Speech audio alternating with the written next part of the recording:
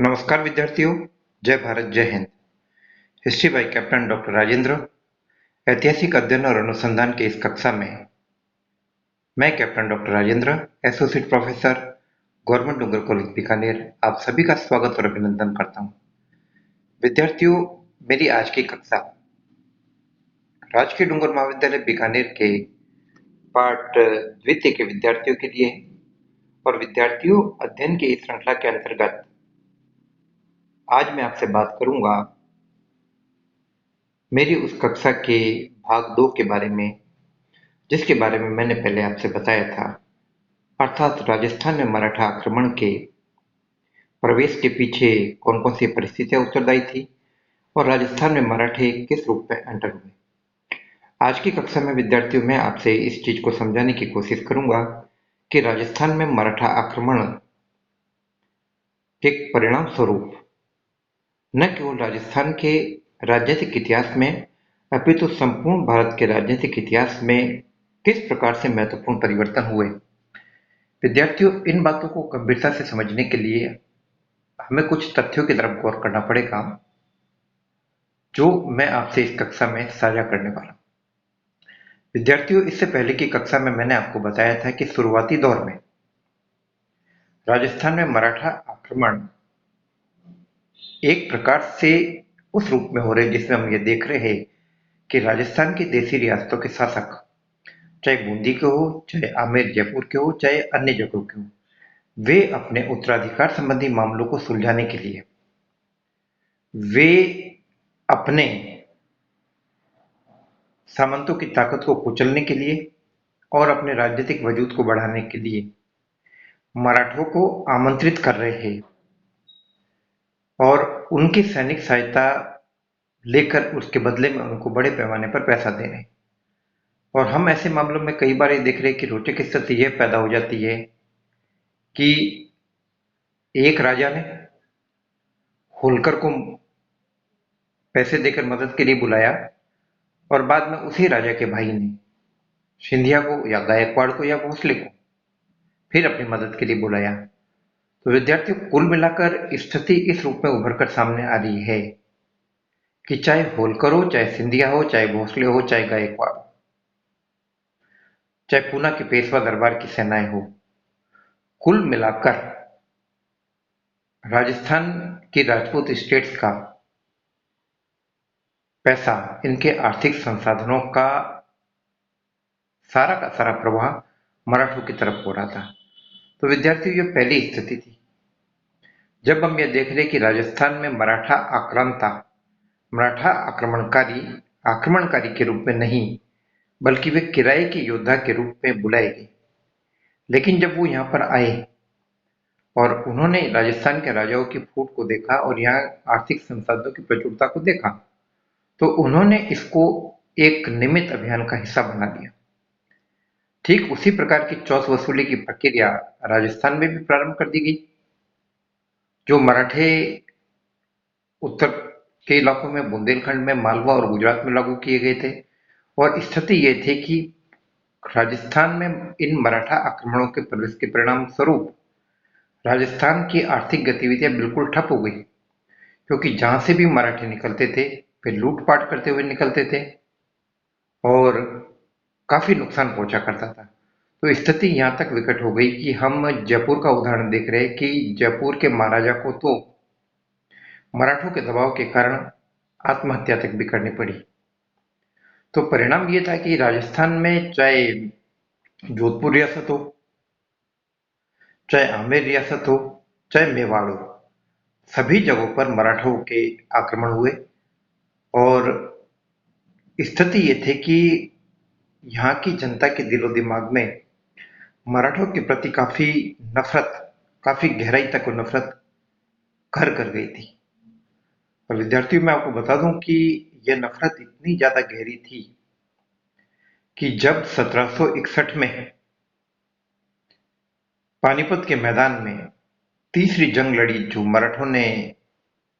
अफगान आक्रांता अहमद शाह अब्दाली से लड़ी थी, इस लड़ाई में मराठों के बार बार निवेदन करने के बावजूद, मराठों की बार बार रिक्वेस्ट के बावजूद राजस्थान के राजपूत स्टेट्स ने मराठों की मदद नहीं की। केवल और केवल भरतपुर का जाट राजा सूरजमल अपने लश्कर के साथ मराठों की मदद के लिए आए थे। हालांकि ये बात अलग है कि कुछ विवाद के कारण राजा सूरजमल लौट गए, लेकिन इसके बावजूद राजा सूरजमल उन लोगों में से थे जिन्होंने मराठों को मदद अपनी तरफ से भरसक दी, और साथ ही साथ युद्ध के बाद मराठा स्त्री पुरुषों और बूढ़े और बच्चों को, जो युद्ध से बच गए थे, जो युद्ध में मारे जाने से बच गए थे, उनको सुरक्षित पूना तक पहुंचाने का काम भरतपुर के जाट राजा सूरजमल ने किया। लेकिन जहां तक राजस्थान की बाकी रियासतों के राजपूत राजाओं की बात है, वे मराठों की मदद के लिए नहीं आए। तो इस तथ्य का जब भी गहराई के साथ विश्लेषण किया जाता है विद्यार्थियों, तो यह चीज समझी जाती है और इस चीज को जानने की कोशिश की जाती है कि ऐसा क्यों हुआ। वास्तव में इसके पीछे मराठों का खुद का व्यवहार जिम्मेदार था। मराठों ने राजस्थान में राजपूत रियासतों के साथ जो लूटपाट की, उनके साथ जो अत्याचार किए, उनसे मनमाने तरीके से पैसे की वसूली की, उन सब के परिणाम स्वरूप राजस्थान की राजपूत रियासतों के मन में मराठों के प्रति नफरत थी, और यही कारण था कि पानीपत की लड़ाई में वे सहयोग के लिए नहीं आए। दूसरी बात ये कि राजस्थान में मराठा आक्रमण की गतिविधियों का एक दूरगामी परिणाम यह निकला कि इससे राजस्थान में ब्रिटिश हस्तक्षेप की प्रक्रिया और ज्यादा आसान हो गई। एक्चुअली हुआ ये था कि मराठा आक्रमण और लूटमार और गतिविधियों से परेशान होकर राजस्थान के राजपूत शासक ईस्ट इंडिया कंपनी के पास मदद के लिए गए। उन्होंने ईस्ट इंडिया कंपनी से मराठों के खिलाफ मदद मांगी, लेकिन चूंकि शुरुआती दौर में 1790-91 के आसपास जब ये मदद मांगी गई जोधपुर के महाराजा विजय सिंह और अदर स्टेट्स के द्वारा, तो उस वक्त ईस्ट इंडिया कंपनी ने इस मामले में हस्तक्षेप नहीं किया, क्योंकि वह खुद मराठों के साथ उस वक्त संघर्ष की प्रक्रिया में उलझे हुए थे। लेकिन जब 1816-17 में तृतीय आंग्ल मराठा युद्ध के बाद जब ईस्ट इंडिया कंपनी ने पूरे के पूरे मराठा पावर को नेस्तनाबूद कर दिया, सिंधिया, भोसले, गायकवाड़ और होलकर को घुटनों पर ला खड़ा किया और पूना की पेशवाशाही के दबदबे को पूरी तरीके से उखाड़ फेंका, तो उसके बाद ईस्ट इंडिया कंपनी ने कर्नल जेम्स टॉड और चार्ल्स मैटकॉफ जैसे लोगों के साथ मिलकर राजस्थान के देसी रियासतों के साथ सहयोग और समझौते का एक मसौदा तैयार किया गया, जो राजस्थान में 1818 की संधियों के नाम से जानी जाती है। इनके बारे में विद्यार्थियों में आगे की कक्षा में आपसे चर्चा करूंगा, और इन संधियों के परिणाम स्वरूप राजस्थान की राजपूत रियासतों को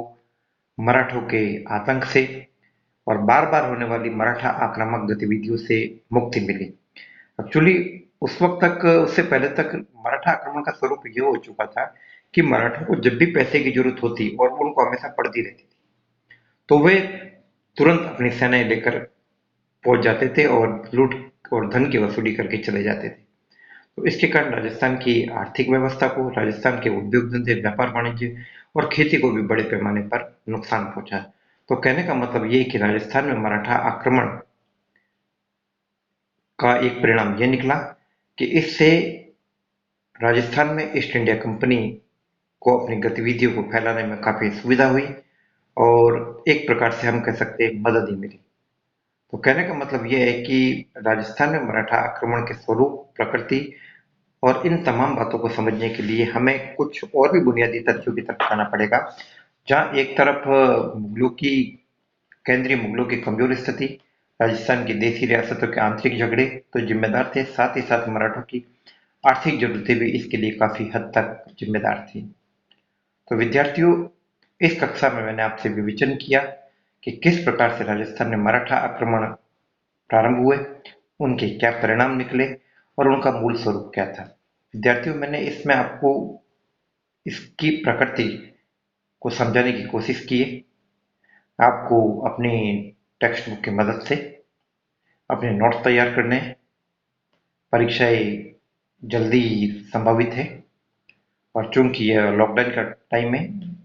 तो हम आपको ऑनलाइन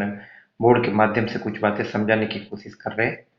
जय हिंद, जय भारत।